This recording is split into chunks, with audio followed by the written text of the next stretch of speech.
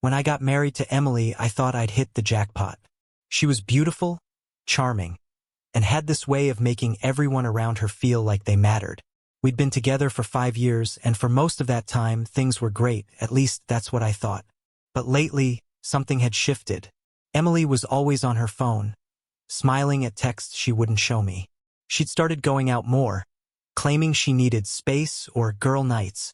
I didn't want to be that paranoid husband, but the unease kept gnawing at me. Then, one Friday night, I got the text that started it all. "Staying at Mom's tonight. Don't wait up, Red Heart." I stared at the message for a long minute.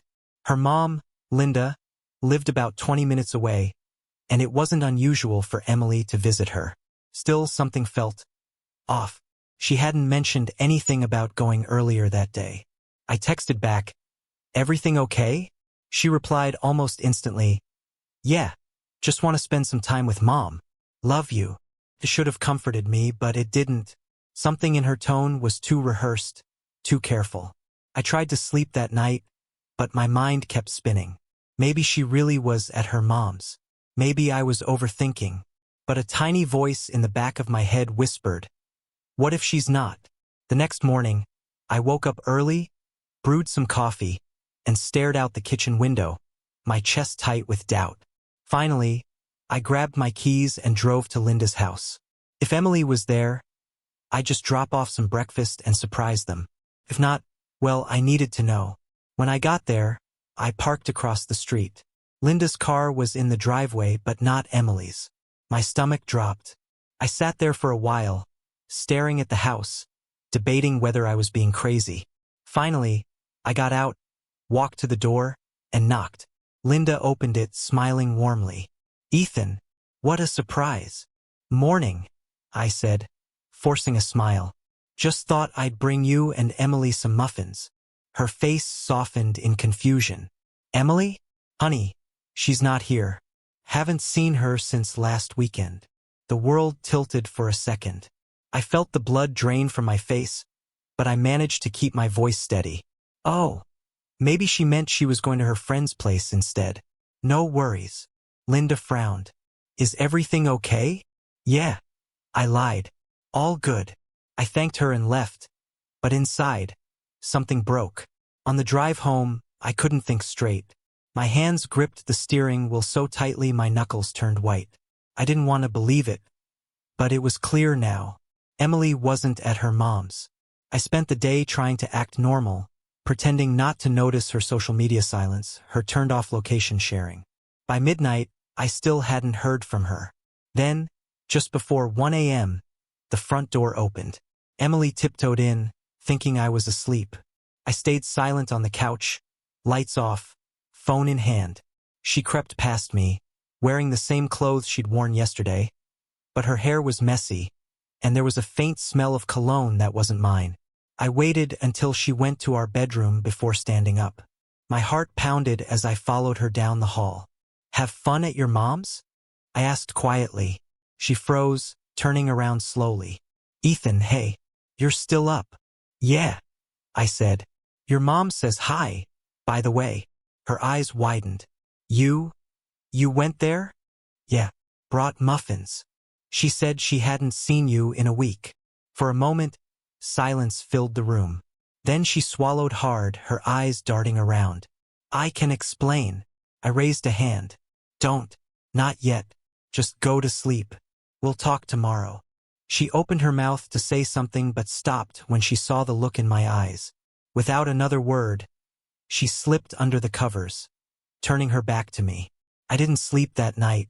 I just stared at the ceiling, feeling everything, anger, heartbreak, disbelief, collide inside me. By sunrise, I'd made a decision. If Emily wanted to lie, I'd let her. But I wasn't going to confront her without proof. I needed to know everything. I started digging phone bills, location data, social media activity. And within days, I found it. A hidden contact under the name Amy, with late-night calls and texts. But the number didn't belong to any Amy. It belonged to her coworker, Jason. That was all I needed to see. But I didn't explode. Not yet. I waited, watched her patterns, her excuses. And when the right day came, I made sure her lies came crashing down around her. The next week crawled by like a slow-motion nightmare. Emily acted like nothing had happened. Sweet texts, casual kisses, morning coffee, all the things she used to do when she still loved me. But her eyes told a different story. There was distance now, the kind that comes from guilt too heavy to hide. I kept my cool, though. Every "I love you" from her felt like acid on my tongue. But I needed her to believe I was blind to it all. Then, one Thursday night, she said it again. "I'm staying at Mom's tonight." My stomach twisted, but my voice stayed calm. "All right, have fun." She smiled, relieved, almost, and left. But this time, I didn't just sit around. I called Linda. "Hey, Linda," I said lightly. "Emily's heading your way again." There was a pause. "My way? Ethan, she's not coming here." I smiled to myself. "Thanks, Linda. Don't mention this to her. Okay?" Linda hesitated but agreed. That night, I followed Emily. Her car led me across town to a small apartment complex I'd never been to before. I parked a few blocks away and watched as she got out. Dressed nicely, makeup done, a little too excited for a mom visit. She went inside apartment 3C. I didn't need to guess whose place it was. Jason's. For nearly 2 hours, I sat there, rage simmering quietly beneath the surface. I could have stormed in, confronted her, screamed, demanded answers. But no, that would make her the victim. I wanted something that would leave an impact she'd never forget. When she finally left, I went home, pretending I'd been asleep when she returned. The next morning, I woke up early and called Linda again. I asked her to come over, saying I needed to talk. When she arrived, I told her everything. At first, she refused to believe it. "Ethan, are you sure? Emily's not like that." I handed her my phone, the screenshots, the call logs, the photos I'd taken of her car outside Jason's apartment. Linda's face drained of color. "Oh my God," she whispered, covering her mouth. "How could she?" I sighed. "I don't want to humiliate her, Linda. I just want the truth." We sat together, forming a plan. Linda was furious, but also heartbroken. She agreed to help me without hesitation. That evening, Emily came home as usual, humming to herself as she walked into the kitchen. She froze when she saw her mom sitting at the table beside me. "Mom," she said, her voice trembling. "What are you? What's going on?" Linda's face was cold. "Why don't you tell us, sweetheart?" Emily looked from her mom to me, realizing something was terribly wrong. "Ethan, what is this?" I slid my phone across the table.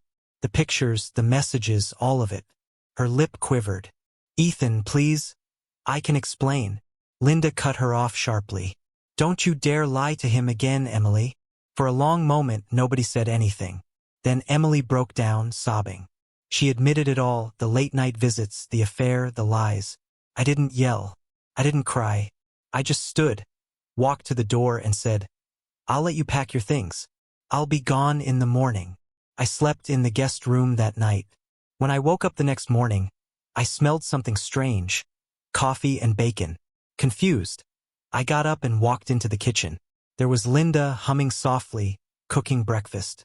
"Morning," she said, her tone lighter than I expected.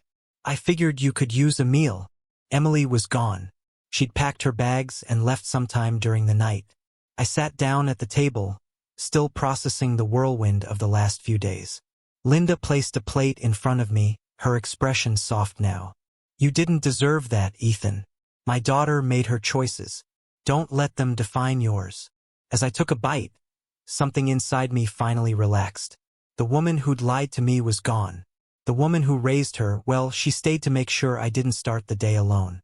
I looked up at Linda and smiled faintly. "Thank you for everything." She nodded, eyes glistening. "You're a good man, Ethan. Don't let this break you." That morning, sitting across from my wife's mother as she made me breakfast, I realized something. Betrayal doesn't always destroy, it reveals. It shows you who you are when the truth burns everything else away. And as the sun streamed through the kitchen window, I decided that was enough. I didn't need revenge. I didn't need closure. I just needed peace. And somehow I'd already found it.